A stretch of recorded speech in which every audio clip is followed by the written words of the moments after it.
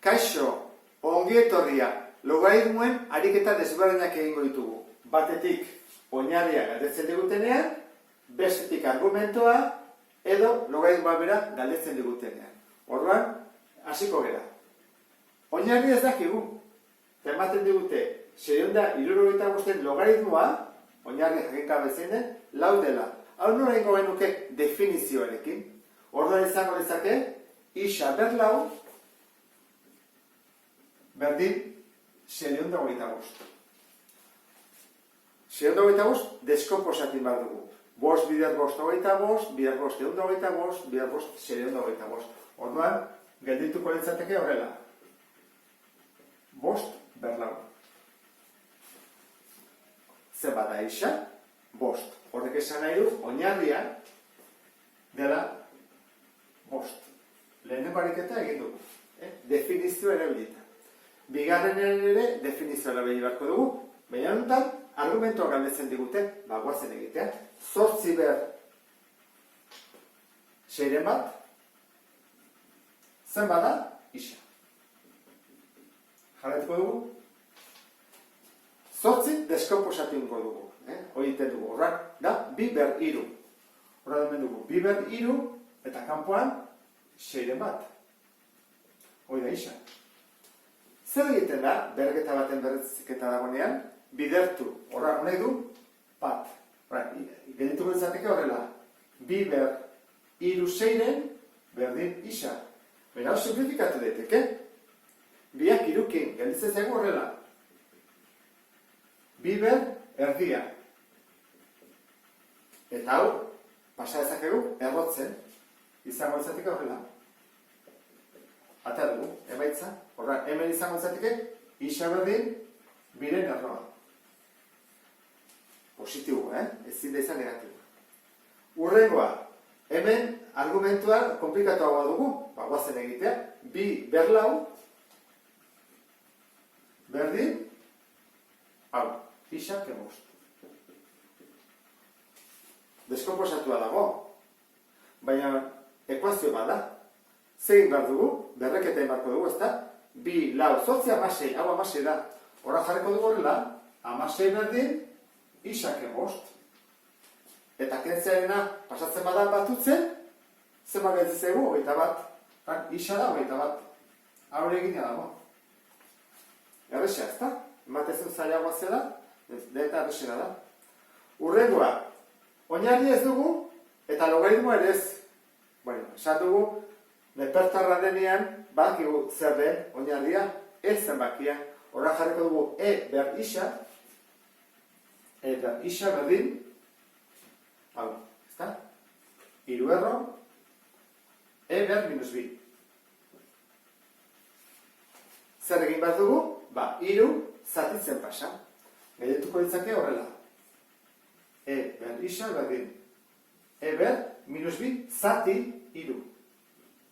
Horrek zesan nahi du. Isa eta minus 2 eren berdina direla. Horran badakigu zer baden isa. Izango entzateke, tenuko tau, minus 2 eren. Atea dugu. Eta azkena falta zaigu. Hemen oinarri desberdina dago. Bederatzi. 2 bide bintza badaude.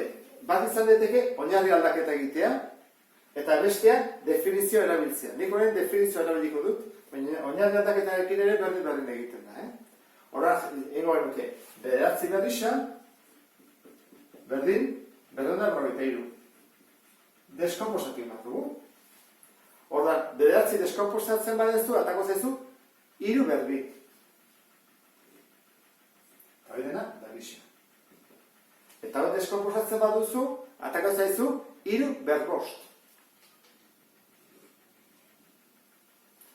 Zeiten da, bidertu, ezta? Orduan, hau izango izateke, 3 ber 2 isa, berdin, 3 ber 5. Honek esan nahi du. 3 hauek berdinak baldin badira, berretzaileak ere bai. Isa atertzeko, hau jarriko horreguke, 2 isa 5 dela. Beraz, zer bada isa? 5 zati 2. Jarriko horreguke horrela. 5 zati 2. azkeneko ariketak honela dio. Kalkulatu 12-ren logaritmoa, jakinda, 1,2-ren logaritmoa dela 0,078188. Hori nola egiten da? Hasi bako nuke hemendik. Eta hemendik hau lortu. Jarri dut hau. Logaritmoa. 1,2-rena. Lortu ezakegu, hemendik hau lortzea, bai, nola, zer diferentzi dago? 12 zatitzen badugu 10-rekin, hau lortzen dugula, ez? Orduan, hori jarriko dut. Logaritmoa 12 10-rekin zatitzen badut, honek berdina da. 12 zati 10, 1,2 delako. Eta gu badakigu, zatiketa bat bihurtu dezakegula, kenketa. Orduan, hori behar logaritmoa 12-rena, ken logaritmoa 10-rena. Bai? Orduan, hau eta hau berdinak dira. Ordezkatuko dut. Zen bada 1,2-ren logaritmoa? Hau. 0,078188. Berdin. Zen da 12-ren logaritmoa? Oida galdetzen digutena. Ken, zen da 10-ren logaritmoa? Badakigu ez da? Bat. 10 eta 10 delako. Eta kentzen edena ziten da? Batutzen pasa. Orduan, batutzen badio bat, hola gehituko zen.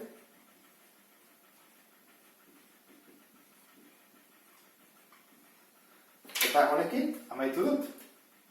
Aurkitu dut, galdetzen zidatena. 12-ren logaritmoa. Azkeneko erantzun honekin, ariketak amaitu ditugu. Espero dut, ulertu izana, eta zu ere, hobeto sentituko zerala, logaritmoak ondo ulertzen dituzulako. Beste bat arte. Agur?